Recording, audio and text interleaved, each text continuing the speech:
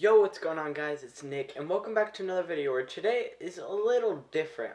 Actually, the past few days I've been uploading Battlefield montages. If you guys haven't seen those, go check them out. They're pretty cool. But anyways, I'm doing kind of a tutorial slash showcase video, if you will. 2 weeks ago, I went to Not Scary Farm with a few of my friends, and it was awesome. It was like easily the coolest Halloween thing I've ever done, and I saw some of the people there like sliding on the ground with like shoes and knee pads and gloves and stuff, and I thought that was awesome. So I went on YouTube to watch some tutorials on how to make stuff like that because I'm dressing up like that for Halloween. But there were tutorials, I'll give them that. There were tutorials, but not all of them were great, like super far into detail, which is alright. But when I see videos like that, I do want to make my own just to go into further detail and to kind of answer the questions that people like me might have. So, yeah, first, let's get right into it, I guess. First, we have the easiest part, the knee pads. I've seen most people use what's called Smith scabs, I believe. Those are probably better. I got these on Amazon for about 20 bucks. They're called the Protex Street knee pads. So these are probably the second best because from all the videos I've watched, I've heard Smith scabs are the best. That's what the people at Not Scary Farm use. But this is the second best from what I've seen. So I picked these up because I didn't want to spend like 70 bucks on a pair of knee pads that I might not even use that much. I just got these $20 ones because I didn't want to get super cheapo ones that wouldn't work, but I wanted to get ones that weren't too expensive that would work. And this was kind of a good compromise. But I think I got a size too big because I put this on it like as tight as it would go. I got this hole in my pants from this one slide where the knee pad just fell off. These were pretty easy to make. This is where I had the most questions when I saw these. I just have an old pair of Converse. I took the laces out. I don't really know why. I just wanted to. I feel like sparking and sliding, it would have just grinded them down and they would have fallen off anyways. So I just took them off and it works fine, surprisingly. So one of the questions I had about this was, does the steel spark by itself? The answer is yes, it does. How to fit the steel on it? I have a size, let's see, a size 10. My regular shoes are 10 and a half, but these are a little smaller, but they're not too uncomfortable. But this is a 10. I think I got a 13, a 12 and a half or a 13 in steel-toed boots because this part, the steel was on the inside, so it's a lot smaller. So I got a bigger size so the inside of the boot would fit on the outside of my shoes, if that makes sense. Yeah, I said that right. And also for like an adhesive or a glue, I've heard people saying E6000 is the best and Gorilla Glue is the next best thing. I probably should have used E6000 because it's about the same price. I think it's a little bit more expensive, like $1 or something. But I use Gorilla Glue and so far it's worked out great. I put the Gorilla Glue on this, clamped it like this for 2 or 3 hours, and then just left it for like a day to dry on both of them.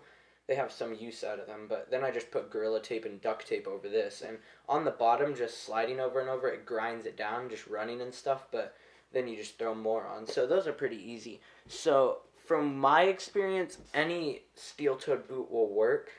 The problem I first had when I first made the shoes was that the actual steel part, it had black paint on it, so it wasn't sparking. It was just making a noise, which was cool, but it wasn't what I wanted, so I started to worry.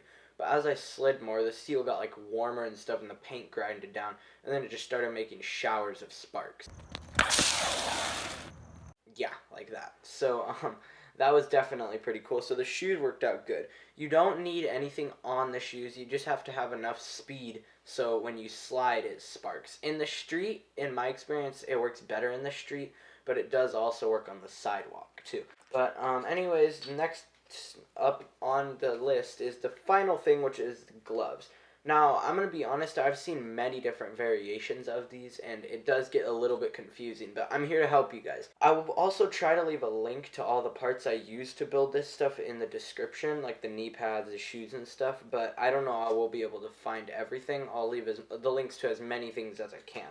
You can get these at any like hardware store as well as the gloves. The gloves were about 15 to 20 bucks. I probably could have gotten cheaper gloves, but I really liked the Kevlar on these and just how it looks. So these worked. I used Gorilla Glue on these as well. So for this is I'm probably going to mess up the name. I'll put the link to the actual item in the description. It's a 90-degree flex connector or a 90-degree flex conduit. It's a half-inch 90-degree flex conduit, I believe. Sorry if the name's wrong, but this is a half-inch for the regular finger, all 4 fingers. I just put Gorilla Glue on them and then clamped them there for like 2 or 3 hours and let it dry for another day. This is a 3/4 inch for the thumbs. So I'm sure if you guys are getting different sized gloves because you guys have like bigger or smaller hands, you're definitely going to want to test these out to see which size fits. Because I know if I would have gotten the half-inch for the thumbs, it would have been way too small, probably way too tight, because even this is a little tight on my thumb. But, yeah, and then I just threw some steel plates on the bottom of this. But, overall, I'd say it was pretty successful. They don't spark. Maybe I'm doing something wrong. Maybe I'm not putting enough pressure on my hands.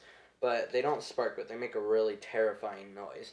I've also heard instead of using a steel plate, you can use, washers. I've heard that works. I just use this because it's thicker, so it's a better protection against wearing down the actual glove, because washers, I'm sure there's still areas around it where it could rub against the ground, and then that could have bad problems and repercussions.